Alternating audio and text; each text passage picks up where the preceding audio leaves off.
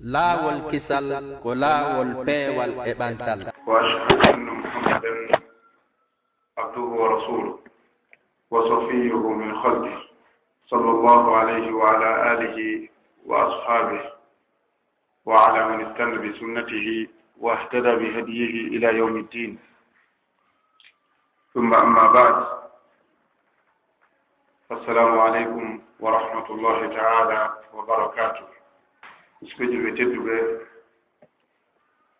باو يتول ميدين الله سبحانه وتعالى تقولين ونيمنيرين قولوا إسلام وأرسكين ونقول جلبه دائما إذا يوتدين وتقبل تنتنين الله أرسكين ونقول julɓe sabu noon si tawi woni a laɓɓi gite maɗe ayiye buyi ɓurɓe ma ngari e o kaka dini, ayiye buyi ɓurɓe ma jawdi e o kaka dini, ayiye buyi ɓurɓe ma lasili e o kaka dini, ayiye buyi ɓurɓe ma sabu ka aduna ɗo ɓe hokkaka diina. So a yii ɗum ɗo yettira Allah suɓuɗo ma an wano an wano ma o suɓuma e nder ɗum ɗo o longimma ngal ɗo peewal immorde ka makko kanko Allah tabaraka wa taala. oɗo waɗi Abdullah ibn Mubarak rahimahullahu ta'ala hari o ma kayno law alima al-muluk wa abna'u al-muluk ala ma nahnu fihi min an-na'im lajadaluna bis-suyuf. si tawi no ɓeeɗo lamɓe e ɓiɓɓe maɓɓe ɓen si tawno ɓe anduno valeur momi woni on e mum, nema gurdam welɗam e welo e heccu ɓernde e yaagere fondo e nemaji ɗi min woni e mum menen ɓeeɗo julɓe, ɓe ƴetteno kaafaji maɓɓe ɗen ɓe wara min fiyo ɓe hettu ɗum. yewtere ganndo nde metti, nde weɗi nande ko nde metti faamugol seeɗa.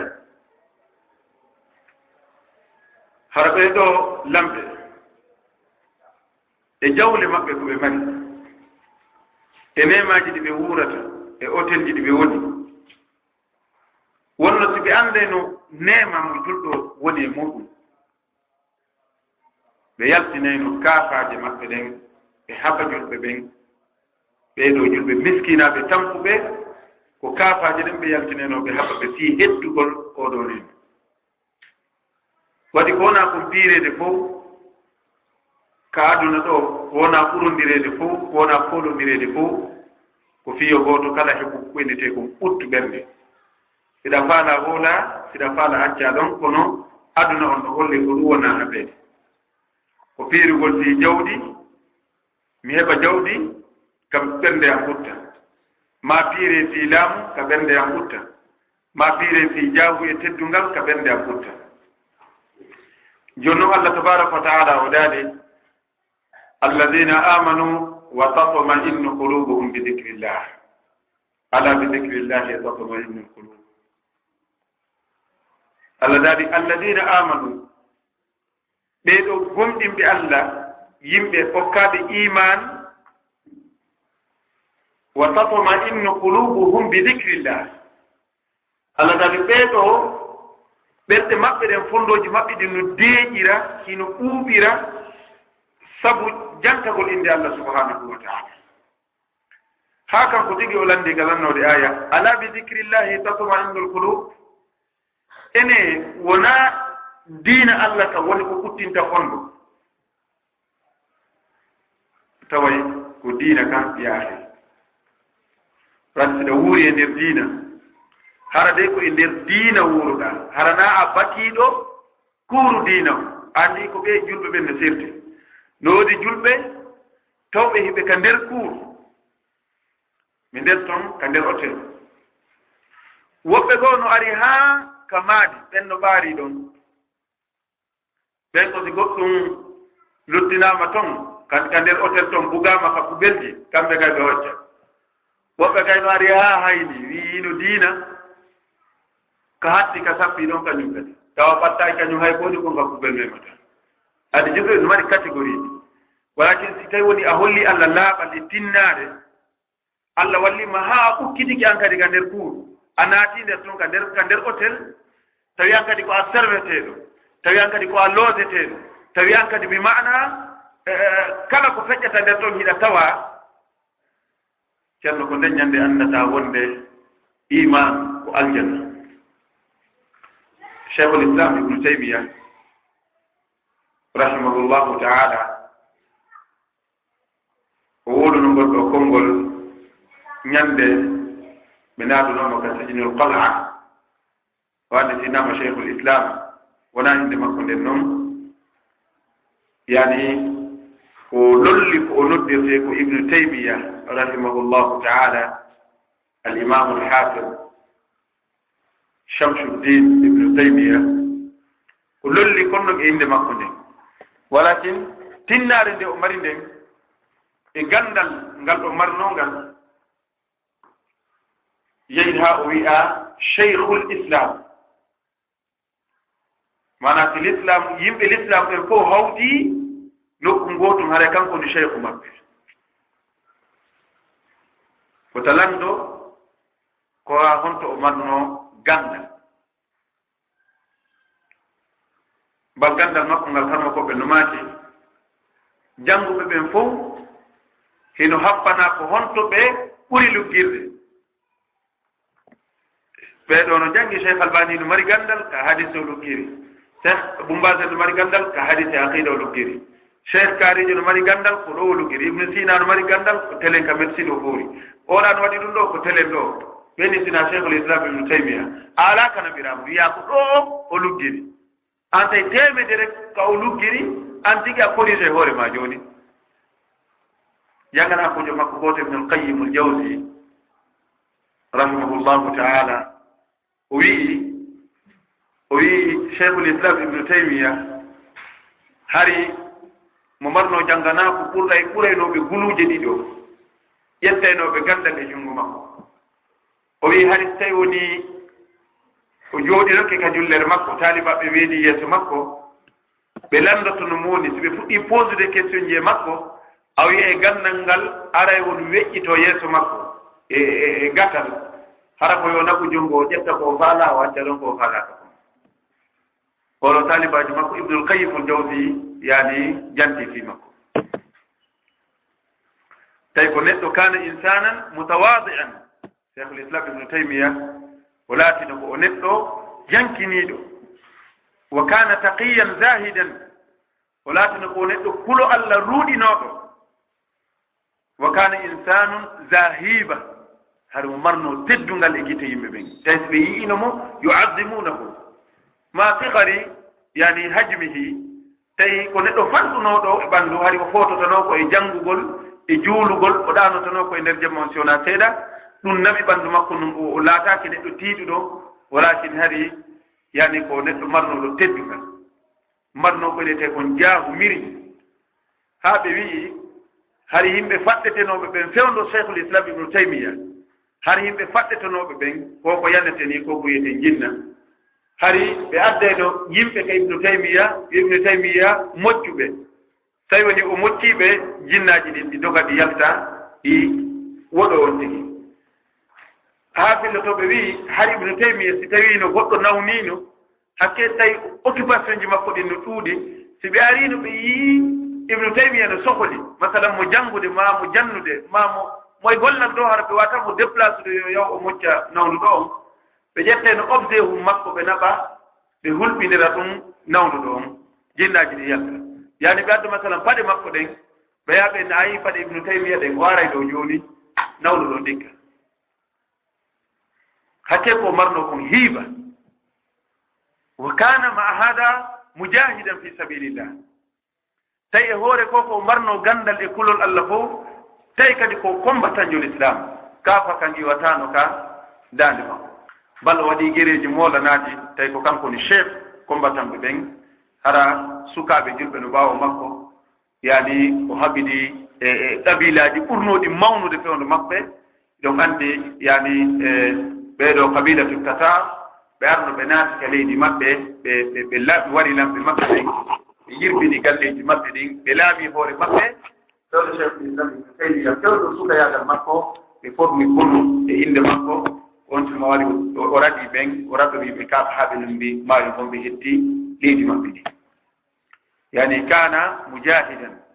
janganakojo makko ibnul qayyim al jawzi o seerali himo waɗa sport ha o maayi ha ka wonno mawɗo ɓenni yani tawi fellono ka ɓaawo hoɗo maɓɓe ibnul qayyim al jawzi hari ñande ɓe ñande o dogayno o ƴawa ngon fello o cippo o jawga o ƴawa ɓenni ya cheikh son ɗo aroki goɗɗum watta dogudu hannde kadi wa inna li astaidda lil jihad mbiɗo faala préparade fi jihadi si yali ara nayo wi e mawɗo ronki hari ko ni ɓe tinnorno fi diina ko ni ɓe wakkilaranno diina allahu subhanahu wa taala e hoore ɗum ɗo fof kadi har ɓe marno tawadu yankinaɗa ibnul qayyim al jawzi o wi no jeeya e lettre ji ɗi karmo ko an sakkitela windande ibnu taymiya yani andi ɓe sokuno mo kaka kaso o maayi kanko cheikhul islam sajjanuhu wa mata fi sijinihi yani ɓe sokimo ha o maayi ka nder kaso tawi ko ndete sijinul qal'a alyahuda ɓen ɓe sooduno kaso makko moom fiyo cheikhul islam luttu ka nder kaso o maaya par ce que har yaltugol makko ka yaasi ko nambara wonanno yimɓe meere ɓen immorde yimɓe bid'a immorde yimɓe a turqu dalla immorde alyahuda wannasara yani hari ko fitna wonno e dow maɓɓe kanko cheikhul islam ibnu taymiya ɓe eti ɓe waddindirmo e laamu mum ha ɓe nangi mo ɓe sokkimo yahudu soodi kaso makko moom fiyo wonton ha o maaya ibnul qayyim al jawzi o wi hari karmo ko an ibnu taymiya windanayno la lettre wa kana yaktubu li bi khatti yadihi hari o windanayno la lettre so nani no wonde yimɓe ɓen no kuljamo no mantamo no woola fi makko ka saare o ino jeeya e lettre ji ɗi mi sakkiti hendade konnguɗi ɗi o winduno o wi'a ana alfaqiru ila rabbi albariyati ana almiskinu fi majmu'i halati ana alzalumu li nafsi wa hiya zalimati والخير إن يأتنا من عنده إن يأتي لا أستطيع لنفسي دفع منفعة ولا لي عن النفس دفع المضرات يعني هل ويندن كونغو دي نجاي كرابي دي مجي بيقول منكم من الدو باسو إمرك الله سبحانه وتعالى منكم من الدو مسكينا جوك الله سبحانه وتعالى mi wawata foɗugol nafoore mi adda si tawi woni lorra ariyam mi wawata fottinde moya woni no jeeya e konngol makko go ibnul qayyim woni no jeeya e lettre ji kadi ɗi mi hendi ɗi ibnu taymiya windannoɗan ka kaso sakkitorde gurdam makko o inna mali chey wama minni chey wala fiya chey on tuma o hekkina ɗiɗo gimɗi e hekkinde e ɗo joni o inna min komi neɗɗo mi anda hay e hunde komi neɗɗo mi ala hay e hunde yani o hekkina ko ko hekkinin ɗo joni wigol ko miskinajo o wadda konnguɗi hollugol ko yankini ɗo ñande ɓe nangonomo ɓe naadimo ka kaso ibnu taymiya en artude fi oɗo koye mbima ɓay ɓe nangimo ɓe naadimo ka kaso ɓay on haati o tawi sokaɓɓel no toon woɓɓe ko hunjiɓe qur'an hari ɗum ko aada lamɓe bonnoɓe yani hari ko kaso monɓe waɗayno yani palais présidentiel karmakoɓe yani karmakojo hay so kelɗino no jeeya ko alyahuda naatuno e haqqillaji yimɓe ɓen wonde karmakojo so kelɗi o hannda wona e kaso mo ha o maayi ɗo geɗi hay ka men ɗo sakkitorde mawɓe no geɗi sakkitorde gurdam woɓɓe goo hari kamɓe koɓe buy windama yani ko lutteɓe e nder kaso allah tabaraka wa taala dandi ɓe bal woɓɓe goo nangano e nder ɗum ɓe haɓa almamiɓe haɓama e nder ɗum ɓe lutti e nder mum idan ibnu taymiya ɓay o naati ka nder kaso o tawi sokaɓe toon cheikhum o maaki la adri mada yuridu aadai bi koy mi annda ɓe ayɓe an ko honɓe faanira ɓe jokkilan ɓe aracude mi fowto yaari ɓe addanayno mo yani plainte ji wullitanɗe hoore cheikh l'islam ibnu taymiya wullitano hoore makko ha o jeeji yani commissaire de juge no ɗon ɗonon tuma woni min golle an ko woni ko windugol e janngugol mi tori ke basi plainte ji ɗin ari manana haaɗi timma wanoga e goɗɗum noddo yollam mi jaabo fof nde wotere so ni ko ari wo on déplacé ilan on bonnana ilan ko mi windata kon e ko mi jangata ɗum le woniri noon ɓe maranen on plainte ji ko yahata capantati si ɓe noddoyamo haram ene mi tawi mi oɗo no wullito ene honɗum o wowla o fenna on ɗum oɗa wowla o fenna oɗa wowla o fenna oɗa wowla o fenna ha sakkitorum taw ko wonɗo mon ñaawde tigi o noddata e diina kan allah muuya on ɗum silman teddina cheikhul islam ibnu taymiya si wona sakkitorde gonno makko ɓayɓe sukimo yahud soodi kaso mum o lutti o wino o annda kon ɗum ayɓe ɓen faalirama no jeeya konguɗi ɗi o wowluno ka nder kaso toon manditaɗi andi ɓe kelɗuɓe ɓen haara hiɓe heɗa ha joni woɓɓe no sokano yaani hayka men ɗo andi ha joni konguɗi maɓɓe no lutti e tariha o hino nanede hino wowlede hino windede ibnu taymi o wino ka nder kaso o inni inna fi dunya janna man lam yadkhulha la yadkhulu allati fi l-akhirah fasaluhu ma hiya faqala al-iman billah innaha jannatu l-iman yani cheikh abdousalam cheikh aboul islam jangana ko ci cheikh albani goto no indi deftere al-iman wal haya mo addingol konngol ibnu taymiya toon o yi ibnu taymiya wino wonde aljanna no ka aduna ɗo kala mo naatade on aljanna ka aduna ɗo o naatoytayo o aljanna on kada ɓe landimo ka kaso ɓenni ko homboni on aljanna aduna ɗo o wi innaha jannatul iman ko aljanna wiyeteɗo imanu billahi azza wa jalla si a naatanimo ka aduna ɗo a naatoytayo o kada yani ibnu ad ko ma wuura taw ko a neɗɗo imanu billah jono ɓokkede ɗum ko ɗum allah daali dalika fadlullahi yutihi man yashau wallahu dul fadli l azim yani oɗo nema iman oɗo nema diina ko ɓural ngal allah hokkata on mo o faala on mo yiɗani allah ko kanko woni joom ɓural mawnugal idan ɓe yettamo kanko allah hokkugol en ɓural diina arsikugol en tottugol ɗiɗo waktuji joyi o waɗa e yimɓe ɓe anndanɗa hoore ma ɓe jebbilata ko si wona sharia allah on e sharia nelaɗo makko on sallllahu alayhi wa sallam o arsiki en ko waɗi ko mbabiraɓe meɗen kono jibina en e oɗo l'islam yani ɗum ko ɓural mawnungal e o arsiki e mawɓe tambitotoɓe en ka nder l'islam ɓe neya en e nder l'islam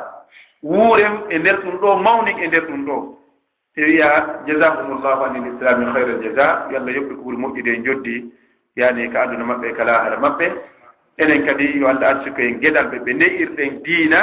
mawnayɓe e diina duncana diina hay so tawi woni enen en gasali yani woɓɓe men duncanali ka ɗo diina mi fuɗɗora hoore an yani dartugol febre sol tigi mum ka diina sa ndaari a taway no yurmi o ndirta e sukaɓe wiyeteɓe rijalum sadaku ma ahadullah aleyh haray toɓɓere men nen ka kiikiɗe ɗo ko toɓɓere tawde ko nde très simple yani wonnon ɓe mari karmakoɓe duwanoɓe arde ɓe tongi yani ardu maɓɓe ɗum kali hannde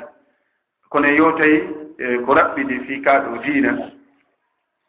ɗulle ko fi toɓɓere himmude yani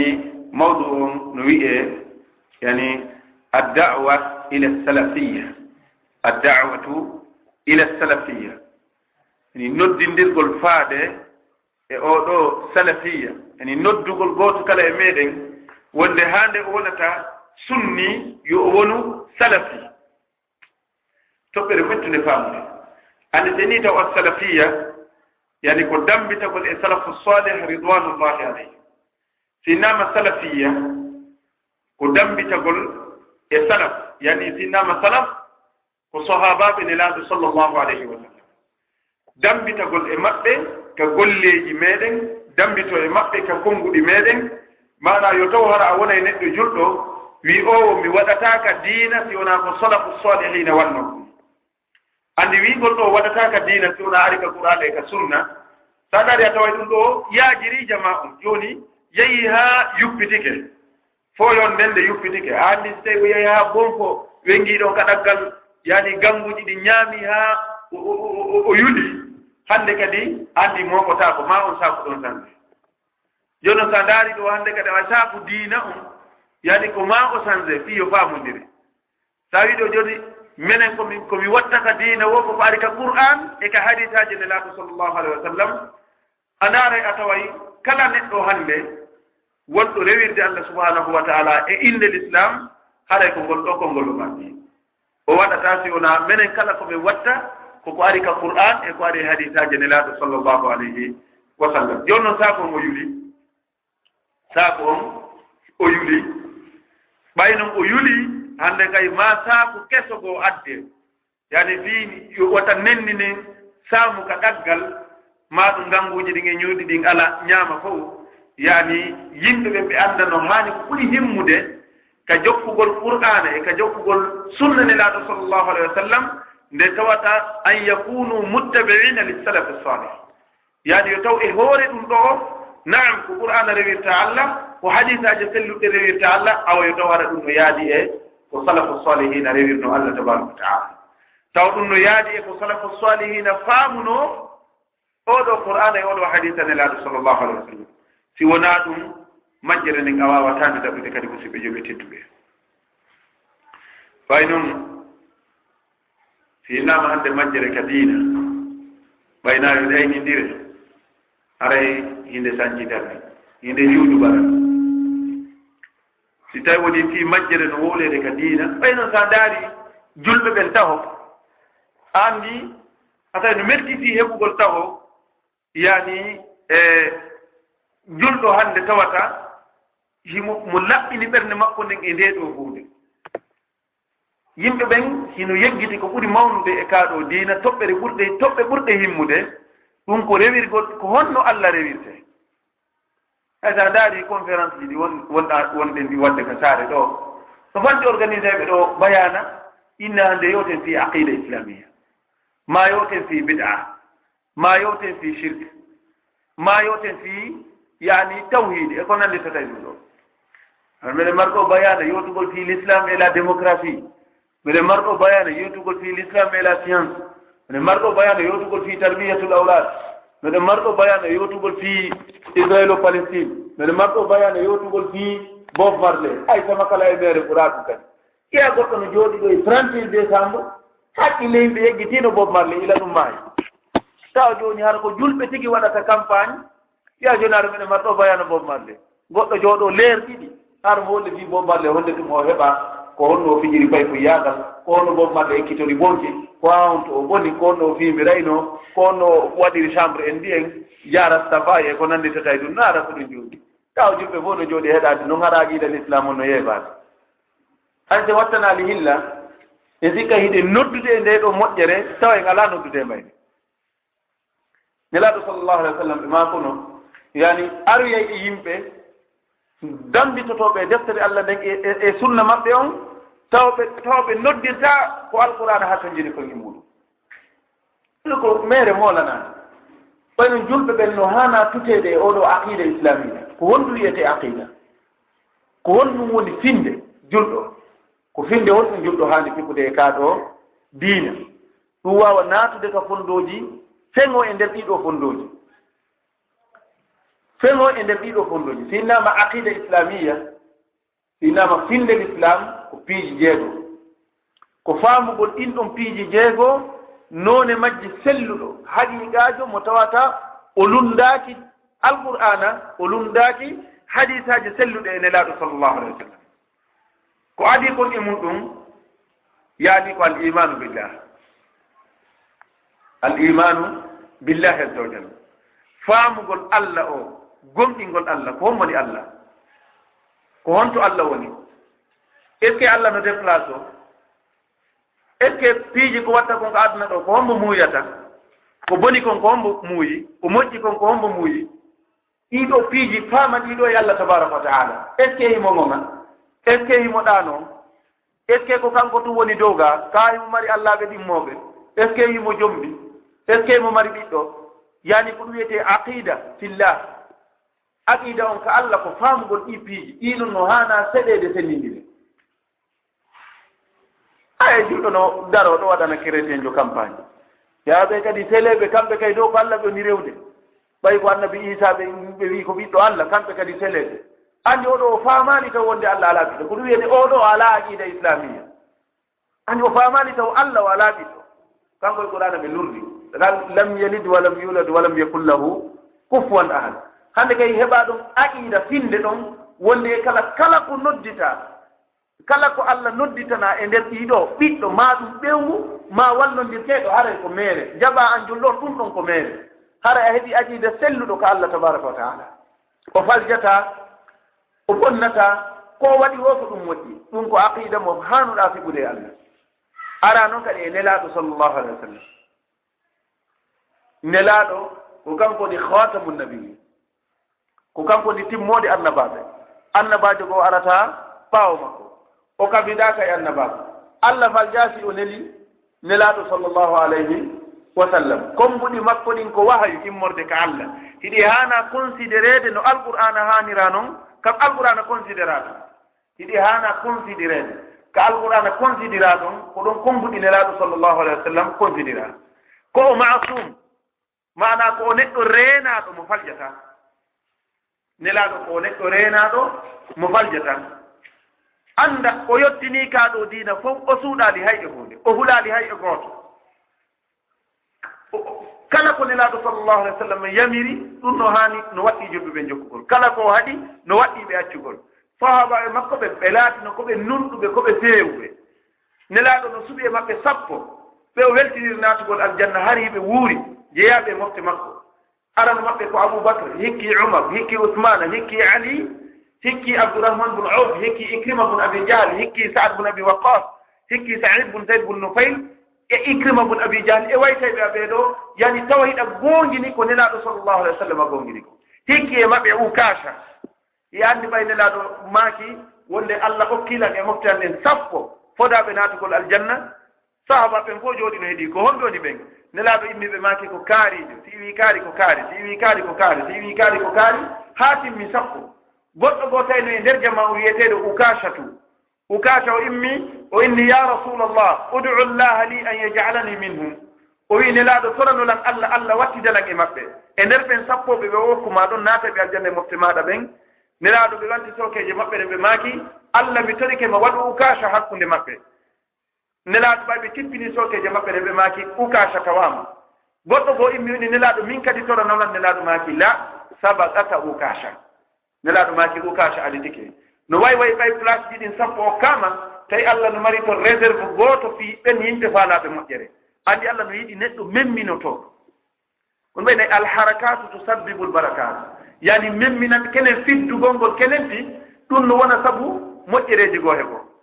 andi tawno ɓeeɗo fof jooɗi no ɓe heeɗi yewtere nde ɓe fanke place gooto no réserve no haray o heɓaali amateur ka oɗo min nelaɗo toranolan Allah mi tawa e maɓɓe nelaɗo ni Allah mi torike mo waɗu ukasha e maɓɓe goɗɗo koye min nelaɗo min kay nelaɗo maki ukasha addike ƴeɗɗaɗa gongini ɗum ɗo nelaɗo sallah sallam ɗa gongini ɗum tawɗa hooliɓe nelaɗo hoolino ɓen hiɗa jaɓiɓe nelaɗo sallllahu alah w sallam jaɓi ɓen ɓe o wuuriɗi e muɗum ha o maayi o yeddodiraɗe e maɓɓe o yennidiraɗe e maɓɓe o piiridaɗe e maɓɓe o haɓidaɗe e maɓɓe o sonkidaɗe e maɓɓe bal o jogitiɓe mokkobaɓe kanko tigi sallllahu alayhi wa sallam ha o feƴƴini tawa an kadi ɓeeno walanima yani ka kondo maɗa tawa hiɗa gongini oɗo alqur'ana kala ko nde yewti hiɗa jaɓi qur'an nde ɓiydaka nde ɓeydaka gaño Allah juutade junngo ha o wawi yirbinde deftere Allah way noon qur'ana ko Allah ƴetti garanti wonde o surveilleyde o reenede Allah dali inna nahnu nazzalna dhicra hey ko minen tippini nde alqur'anare wa inna lahu la hafidun ko minen kadi fawti reenugol alqur'ana mana hara subuha hay pos ala nder ala hay hunde ko jippama ko feeñi kon e mayre hiɗa jaɓi hutoɓe kala ko tawi ko adda ɗum baka e mayre a raɓɓitay ka hadisaji nelaɗo sellude si ala toon haray ko mere yani ko ɗum wiyete aqida islamia ko ɗum wiyete aqida islamia Allah no wooda hi honto woni Allah noka kambu honto e ka kambu yani est ce que Allah koye ngu kambu ɗo woɗosi o oye Allah no ka hoore arshi makko wona ka hoore kambu woɗosi mo ka hoore arshi makko arshi Allah on honto o woni kaka hoore ndiyam ko wiyete aqida islami kadi anda Allah tabaraka wa taala est ce que Allah no déplace o Allah no déplace o sabu honɗum nelaɗo sallllahu alah w sallam ɓe maaki jooma meɗen hadis selluɗo mo ari yani e deftere arrisalatu salafia hadis eggaɗo ko sahihul boukhari wonde nelaɗo sallllahu alih w sallam ɓe maaki allah tabaraka wa taala o déplace to jemma ɓe jemma allah tippoto haa ka asama aduna ɗo o fewta jiyaɓe makko ɓen o enna ko hombotorotolan mi okkuramo ko hombo landotolan mi jaabo tawɗa gongini ɗum ɗo ani kono tawi woni a janngaali ɗi piiji sa yiidi e majjuɗo o majjinte ha anda a majji ɗum noon no woodi buyi lasli mum on ka aqida islamia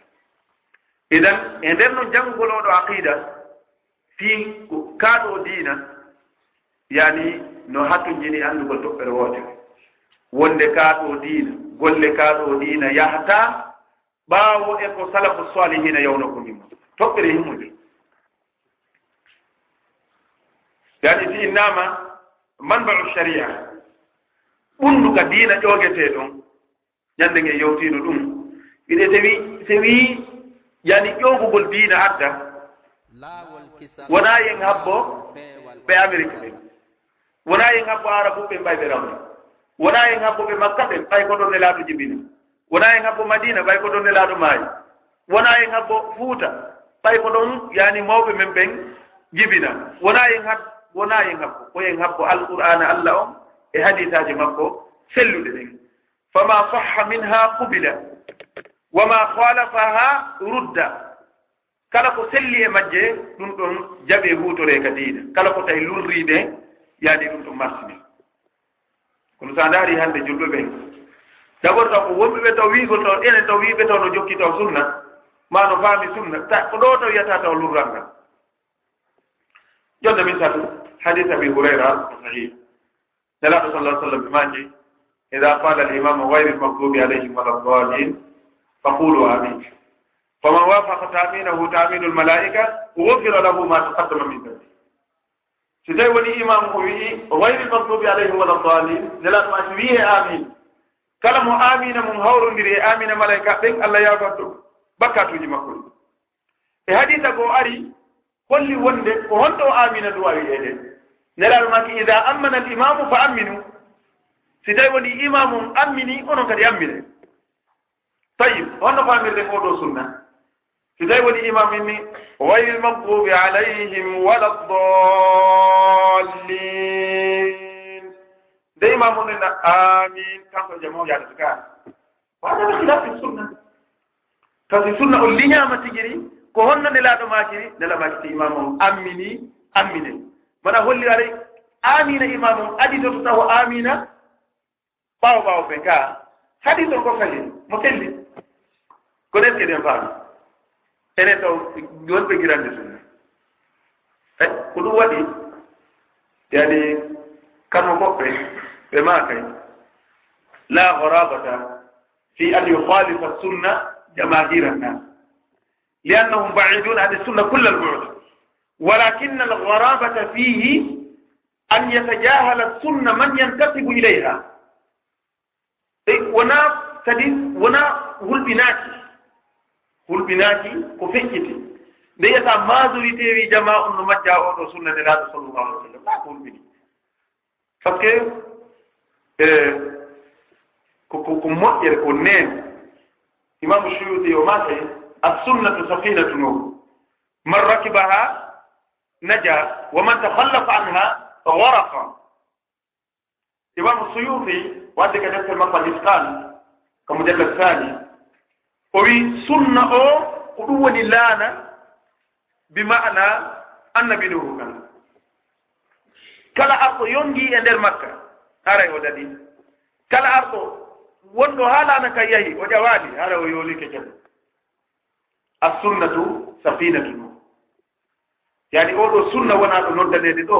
himo waɗi waslana annabi nuhu kan ñande ka jooɗino ka hoore jolde annabi nuhu noddi yani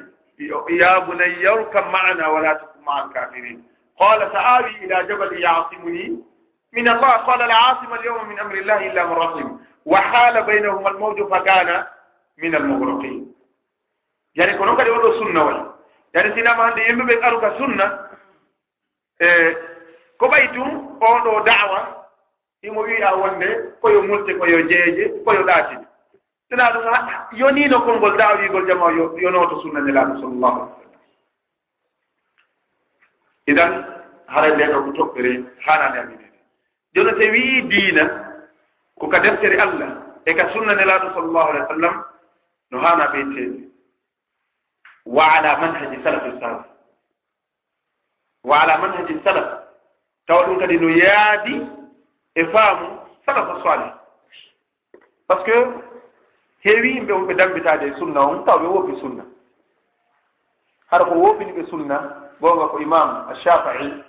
rahimahullahu taala o maati wa hal awqaa almu'tazila walrafida walkhawarij wa gayrihim min ahli albida hal awqa'ahum fima waqa'u fihi illa su'u lfahmi an illahi wa an rasulihi est ce que hara ɓeeɗo yimɓe bida hiɗa sikka hara ɓeɓe yani e ko ɓe yani kon e muɗum immorde e majjere ahlul bida yimɓe yani yimɓe fuɗɗitiɓe piije kaɗo diina hay hunde liɓaali ɓe probléme ji ɓe yani ɗin e muɗum si wona faamu bonɗo men ɓe heeɓi yani ka qur'an e ka sunna ɓe janggay qur'an ɓe janggay yani sunna hadith walakin yani yahtalifu fahmihim an fahmi salaf tawa hino serti ko ɓe faami kon e ko salafu salih faamuno kon ɓe yana e majjereji ɗi ɓe balɗe ɗo goɗɗo nadda deftere ka juulirde ɗo tawne ɓeɗo sukaaɓe yani tawi deftere qur'ana nde windade firo mawlanako ɗo ɗumanna ɓe ari payɓe koye ɓe yi ɓe sikkiti ɓe ari ɓe usage fonno wayi ɗeɗo deftere mbiɗi ɗen ko mawleteɗo ɓe ko qur'an ko qur'an kono ko mawlete ɗum par ce que mere jillama nder to hinde fira mi andita aya goto ma walla mi ƴetta aya goto e ko ɗuma wa yastanbi'unaka haqqun hu qul i wa rabbi innahu la haq tayib min daari on noon aya kayfa fassaru honno ɓe firidi wa yastanbi'unaka hiɓe landuma muhammad a haqqun hu hara ndi alqur'anare ko gongare qul i wa rabbi wiɓe hii ko gonga kan ɓeyɗa konno ɓe firidi wa yastanbi'unaka a haqqun hu yani woni wa yastanbi'unaka a aliyun imamun qul i wa rabbi innahu la haq tayib hiɓe landuma ene ali ko imamujo wiɓe hihi ko gonga innahu la haq estina qur'an ɓe firi ka walakin khalafu est ce que salafu salih ko noon ɓe firiri qur'an nan ɓe firiri qur'an ya ayuha rasul balligh ma unzila ilayka min rabbik wa in lam tafal fama ballagta risalata tawi ko ayyonelaɗo yottin ko allah tippini kon e maɗa faade e yimɓe ɓe balligh ma unzila ilayk ɓe ara ka tafsir ɓe na balligh ma unzila ilayka min rabbika fi ali wa in lam tafal fama ballagta risalata yani huna yaati takdibu rasul sallllahu alayhi wa sallam hey ko ayyonelaɗo yottin ko allah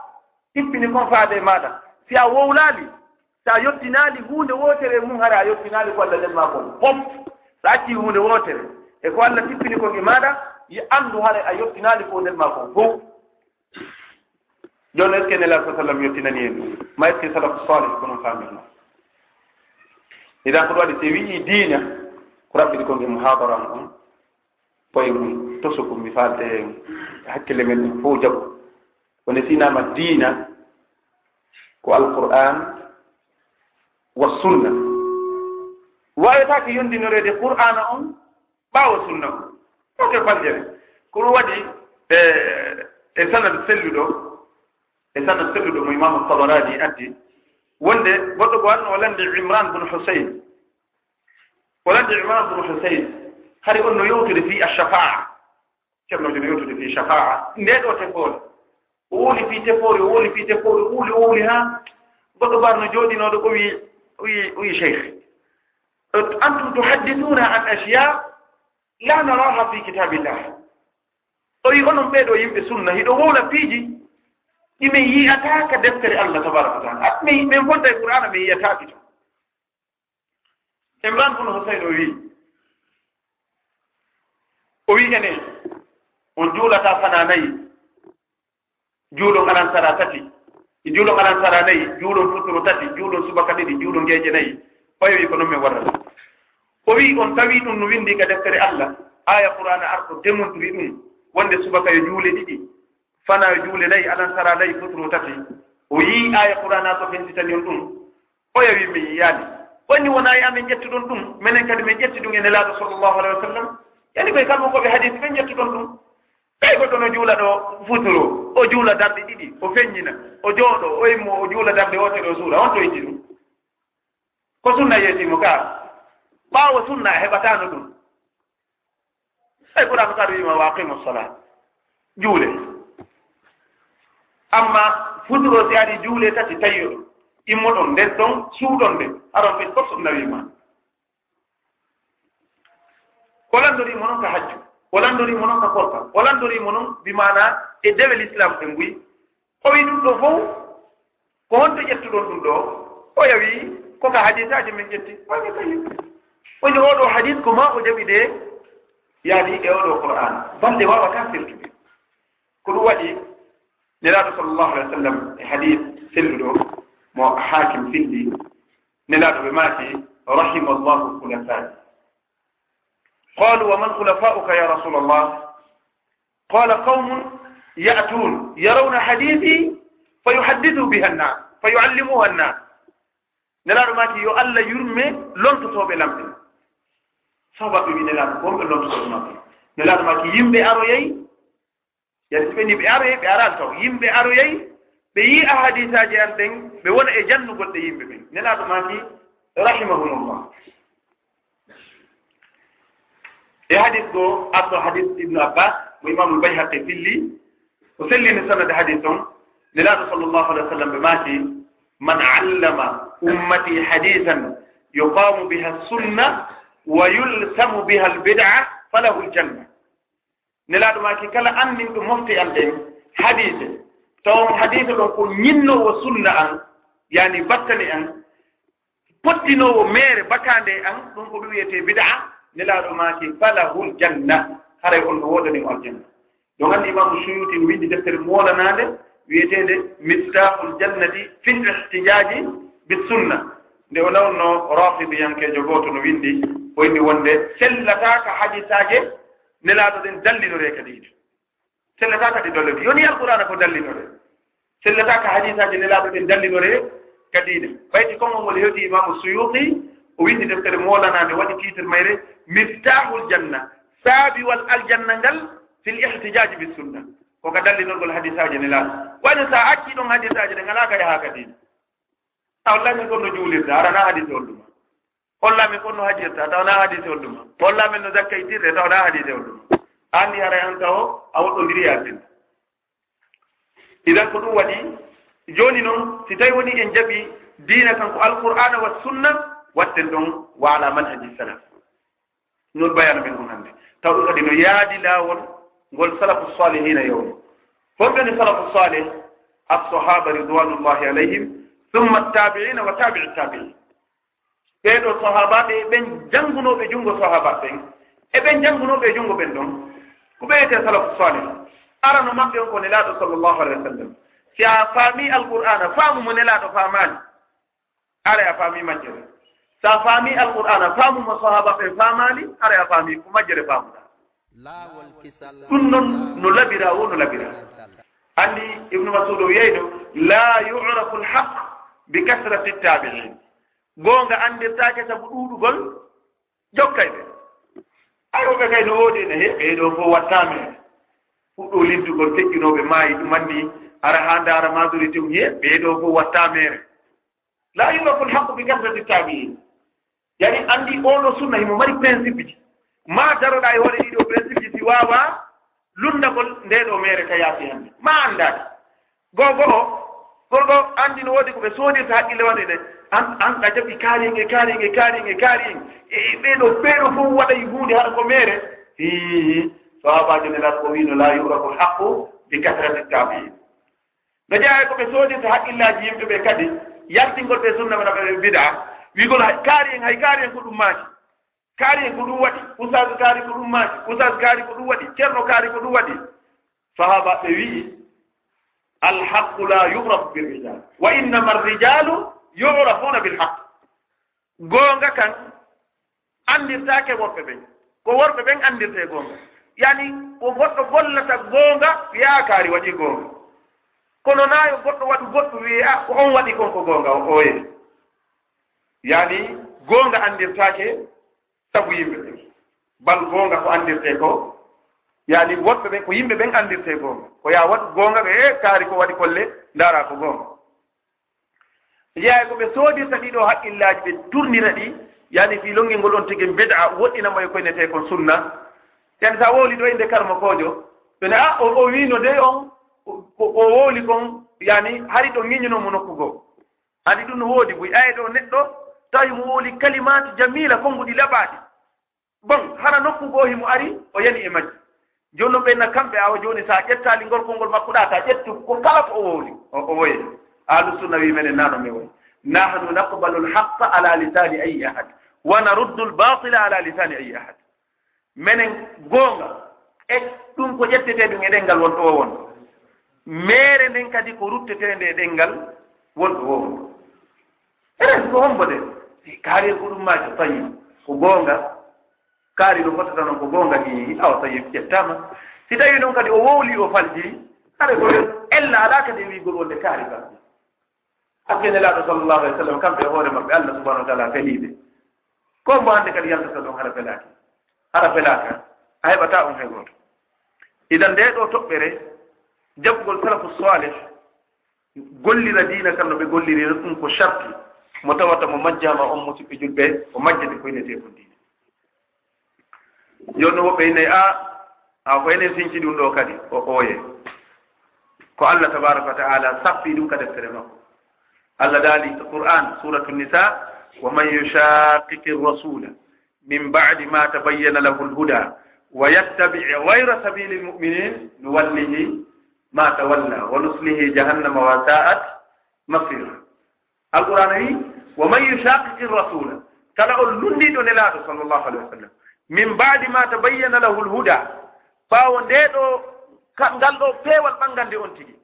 yani yehi ha wi aw ko goonga kanni aw ko ni nelaɗo wardi aw ko ɗum ɗo nelaɗo maaki aw ko ni yani min mbaadi ma tabayyana lahul huda ɗum ko goonga koy kono noon andi oɗo tabayyana lahul huda hannde kay suuɗakimo andi taliɓe goonga ɓen no serti ɗo ɗo wiya a min mi hoolaki ɗum tes tawi on ɗon a yewtiday e makko no gasa famodiro kono ay mo yewtidata mone kodi ɗum ko goonga kono oɗo ta ɗappu gonge ko a heɓata ɗum noon ɗum heewi buy andi ɓenne al annasu arbaa yimɓe ɓen ko ɓe nayo ko rajulun alim rajulun yalam wa yalam annahu yalam fadalika alimun fattabi'u wa rajulun yalam wala yalamu annahu yalam fadalika naimun fa ayqidu wa rajulun la yalam wa yalamu annahu la yalam fadalika mustarshidun fa'allimu wa rajulun la ya'lamu wa la ya'lamu annahu la ya'lamu oy fadhalika jahilun fadribu yimɓe ɓen ko ɓe nayo ko neɗɗo mo yiyata taw himo andi kadi himo andi accatade goɗɗo janngiɗo aya qur'an o yi ko ɗum ɗo ibnu abbas wi o ƴitɗon ni seede on hadise iwɗo ko sahihul bukhari o anda ko andi kon ɗon o no andi ko andi kon par ce que a heɓantamo goonga ko feƴƴiɗo oɗo a heɓantamo goonga feƴƴuɗo oɗo ko alimu oyi yimɓe ɓen ko ɗen ko neɗɗo annduɗo taw mo andi ko andi kon o ko gandu so o wowli jaɓejo kon ɗimmo on ko rajulun alimun wala yalamu annahu alim ko neɗɗo annduɗo kotawa andayi mo andi iya ɗo goɗɗo no waɗa ɗo gollal tawngal yaade sunna nelaɗo sallllahu alih w sallam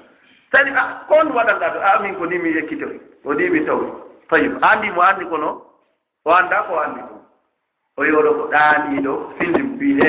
jokkuɗon continue ko ɗum ɗoni sunna nelaɗo ko ni tigi warrete a oɗo ko ɗaaninoɗo findi mum o yi goɗɗo goo tatabo la yalamu wa yalamu annahu la yalamu tawa anda tawa kadi no andi anda a haɗi waɗa hunde kaari tigi tigi on mi anda ɓayno mi anda mi ala o kade ko mi anda yo oɗo ɓenni fadalika mustarsid oɗo ɗaɓɓiɓe war fewnu wimo ko ni warrete nayaɓo on ko fintori la yalamu wala yalamu annahu la yalamu o anda kadi o anda oɗo ko nelaɗo sallllahu alih w sallam ɓe ma kayru inna يعني إن من أخوف ما أخاف على أمتي منافق أليم اللسان يجادل بالقرآن ينتانغا هيدا سليدو دينا ندلل القرآن من كده يعرف دون الله ندالي دون حديثات إنت حديثات لو دي توكو موضوع بمعنى هرا كو فنا دي سائن لا صلى الله عليه وسلم ناهي دي ضعيف هرا ندلل رسول دو كدينا توانا تايكون او حديث دو يعني كو حديث دون واندا كون واندا دي ذاته حديث نونا واندا حديث نو مايا بايدوني موضوع على ما يمو يوني نون ضعيف donc no wona hara no nawni andi nawnuɗo kene no haajitore eyi ko ɗuɗara wimana koyngal ngal maayi kono tawa juuɗe ɗe ge ɗengal ngal ɗum ko heddi kon no golla hadise kay ko non way hadise noona daifu taw ko sanado woni daifu matno on golla hadise noona daifu taw matno no loyi sanado on no golla nokkugo kono si woni mawdu hara koko agga ene laaɗo andi ɗum hara ko kitale hayni idan allah daali wa man yushaqiqi rasula kala lumdiɗo ne laaɗo min baadi ma tabayyana lahu lhuda ɓaawo peewal ngal ɓangande on tigi wonanamo e kene o yilto o lundo kadi konko ɓanganimo ɗon allah dati wa yattabi gayra sabilil muminin o jokka laawol ko hina laawol gomɗinɓe ɓen tayib hannde kay no hattañiɗa o gomɗinɓe honɓe wiyaɗo si allah wiiɗo jooni mo seli laawol gomɗinɓe ɓen mi wallihima ta walla min yiɗinaymo konko o yiɗi min jokkinamo konko o jokki dara kaari darale ɓen no wakkili fii ɗum ko allah wi no wallihima ta walla hatta wakkilo dara ɓen ɓi rondi ɗo million sappo ɓe tuno fii ngal ɗuma wat fii nde hunde konko wiɗon ɗo ko ɓeɗa kaari wallirno men ɗo million allah wi no wallihima ta walla konko o yiɗi ɗon o acci gonga ko allah dal mi walla e ma o yiɗa waɗi kala ka fiiɓiɗa men mi adanoodi wiyaɓe ɗo si tawi lelli mi ɓeydi tawi sabi mi ƴetti engagement fii muɗum ayno wallihima to allah wa nuslihi jahannam allah daali mi naada e o tigi kadi yiite so seli laawol gomɗinɓe ɓen hannde kay noon ma ɗaɓɓite ko gomɗinɓe honɓe qur'ana wi ɗo est ce que ko gomɗinɓe ɓen hannde wawata e fincande ko gollete ka diina ɓe yaaline laaɗo wawi tippaki tawde maɓɓe yani hay e hunde fayde hay hannde hay heɓugol hannde hundiɗo sahil bouhari ko probléme e mofte ɗin wona tere ka wiigol no andi hadisaji nelaɗo sallah sallam ko ɗuuti idan sinama ɗo wa yattabi gayra sabili lmuminin o jokka laawol koyna laawol gomɗinɓe ɓen hannde kay ɓe gomɗinɓe si ɓe ɗaɓɓitama hiɓe sifa nokkeli buy ka qur'an allah no holli fi maɓɓe nokkugo allah daali fa in amanu bi misli ma amantum bihi faqad ihtadaw si tawi woni ɓe gomɗiniri allah no gomɗinirɗon ni allah hara ɓe feewi kala gomɗinirɗo allah no gomɗinirɗon ni allah homɓe wiya ɗo addamiru lil jamaa ko jama buy yowta ɗo fa in amanu si tawi woni ɓe jaɓi kaɗo ɗin bi misli ma amantum bihi sifa no jaɓirɗon noon faqad ihtadaw ara ɓe feewi homɓe wiyano ɗo ko sahabaɓe nelaɗo sallllahu alih wa sallam waɗa imamu shafii ñande goo no yewta ɓe maaki diina kan ko piiji tati jaɓirte yo allah yurme ceerno samba mum ɓe yaha waliyaɓe fuuta ñande ɓe yiduno umarul fuuti ɓaytuni ɓe windi nde ɗo deftere maɓɓe ɓe sharhinde pular o ari o wiɓe wonde to ɓe sharhu deftere nde e pular ɓe majjinayi haala arabu kan o fuɗɗi hollude waliyu fuuta on gandat ceerno samba mum ɓe ya mawɓe ɓe freenunu mo ɓe freeni umarul fuuti ha o dari ɓe wolanimo konngol ha hannde ngol windaka tariha ɓe wi hey ko ayo ceerno diina kan ka tawɗa kan fuuta ka amen ɗo ono keeli tati ko qaala allahu e qaala rasuluhu e qaala seyfu ko konngol yandade ɗum bismillah ha to jina hay ɗaɓɓiti yo allah yurme mawɓe imamu shafii ñande goo hiɓe yewta yewtere maɓɓe ɓe wi diina kan ko piiji tati ko qaala allahu e qaala rasuluhu e qaala al ulama yani goɗɗo goo lande ini imamu shafii mi faamali karmo koɓɓe kay ko wolata kon no tawa e ka diina yani o wi komi faandi ɗo karmo koɓɓen ko sahabaɓe janngunoɓe e nelaaɗo ko ɓen faami kon ka diina ɓe golli tawi alaka qur'an alaka sunna yani ɓe waɗi ijtihad ɓe mahi e muɗum o wi ɗum ko diina ɗum mo yeddi ɗum haray ko kefeero oya wi dari yeeso talibaɓe o ɓen fof oyni addu dalil imamu shafii ɓe miijiti ɓe ronki heɓande mo dalil fes jama on no jooɗa ha no heewi ɓe heɓanali mo dalil few par ce que ɓe ƴetti konngol ngol tawi ngol wolede ɓeyni mo heyi habbolam balɗe tati ara ɗo o landitoɗa lan dalil o mi yeeso ma imamu Shafi'i ko ɗum kaɓe immino ɗon ndeññande ɓe naati ka suudu maɓɓe ɓe yaltali ha balɗe tati timmi yelto ka defte nde mbindi on ɗo joni imamu Suyuti mo waddi o qissa imamu Shafi'i nder ɗum ɓe jooɗi balɗe tati ɓe yaltani ñande o yaara inna ene honto Shafi'i woni ɓe inna a ka o mutirno men ɗo ndeññande o heɓi golle o woli ko anndatimu Shafi'i heɓi golle balɗe tati imamu Shafi'i yaaka yaade hiɓe ufini e dow deftere Allah nde hiɓe ufini e deftere Allah nde ɓayti ɓe yaltoye ñande tati o yaari tappi baafal maɓɓe ngal ɓe yalti imamu Shafi'i hino moosa o yawi Shafi'i a taw ko ya suuɗo o inni mi suuɗaaki sowona ɗaɓɓitugol ko woni hakkunde men ko o wi addi dalil maɗa on wonde ko mofte ɗen fotti kon immun no tawa ka diina imamu Shafi'i jangganimo o aya wa man yushaqiqa ar-rasula min ba'di ma tabayyana lahu al-huda wa yattabi ghayra sabili al-mu'minina nuwallihi ma tawalla o wi wa yattabi ghayra sabili Allah dambiti ɗum ɗo e qur'an on e sunna nelaɗo sallallahu alaihi wa sallam jama on fof ngalɗi ɓe ari ɓe rondi imamu Shafi'i o yi tertena ɓe wi ko honno heɓe onni wallahi balɗe tati miɗo ufini ñande wo e ñande mi tippa e qur'ana laabi nayi miɗo ɗaɓɓitude aya dalil komi jagora o andi ɓe fijano ka ɓe fijano e ɗaɓɓitugol ka ɗo diine idan haray ko toɓɓere fottande e muɗum yani nelaɗo sallllahu alayhi wa sallam ɓe adde hadisaji maɓɓe hollugol en ko homɓe woni ɓe yimɓe nelaɗo ɓe adde hadis selluɗo ko sahih ɓe maaki khayru nnasi qarni ɗo kay buyananene woɗa o hadis ɓe nelaɗo maaki ka sahih khayrul quruni qarni la hadis on ardali noon ka sahih andi waɗugol hadis e da'ifu ɗum no weli fi ha sayni ɗo no ari ka sahihul Bukhari khayrul quruni qarni thumma alladina yalunahum on hadise mo wonɗa ko hadise selluɗo kono ala ka sahihul Bukhari ko won woni ka sahihul Bukhari ko khayru nnasi qarni ɓuri moƴƴude e yimɓe ɓen ko yirde ande jono sayni khayrul quruni min landoto min natu ngana ka Bukhari andi waɗugol hadise da'ifu masalan ñande nge yewtino ɗum tinama ɗo joni hadis talabul ilmi faridatun ala kulli muslim ɗaɓɓugol gandal ko farilla e dow kala julɗo woɓɓe go watta ɗon talabul ilmi faridatun ala kulli muslimin wa muslima sa waɗi wa muslima aray aloyini hadis o par ce que wa muslima ala e ko nelaɗo sallllahu alayhi wa sallam maaki ko aray noon ko yewte ko lannata e muɗum kono ko raɓɓiti kon diina kan ko nelaɗo sallah sallam laawol kisal ko laawol peewal e ɓantal